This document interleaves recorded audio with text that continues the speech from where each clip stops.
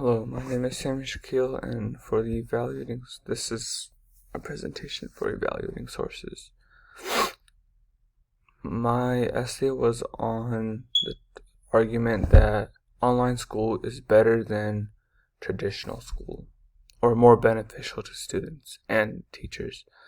The source I used was goodwin.edu. Is it reliable and relevant? The source is really reliable because it gives proof as to why online school is more beneficial to students as well as teachers. It is also an EDU website, which means it is made by an educational institution. The website is also relevant because it backs up our topic and provides significant detail and proof as to why online school is more beneficial.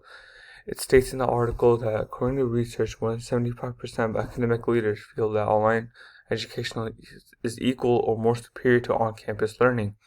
Almost 70% of chief academic officers believe online school is a more critical component of a long-term educational strategies. This shows us that there's actual research that has been done on why certain people think that online school is better than traditional school. Author's credentials and stance.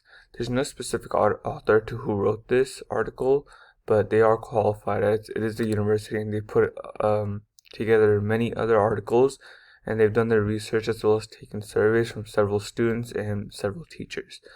The university's stance on this topic is that online school is more beneficial to students and teachers. Again, they have done their research and they have taken many surveys to provide backup and detail on this topic. The publisher of the specific article is Goodwill University. They have also written many other articles which have been deemed very reliable and very helpful. Level published information availability. The article is very well written and easy to understand. It is written by a university with research and their own opinions, as well as straightforward. It's very straightforward and provides a lot of detail on the topic. The article was published very recently. It was published after the coronavirus outbreak, and it was published on June 22nd, 2020.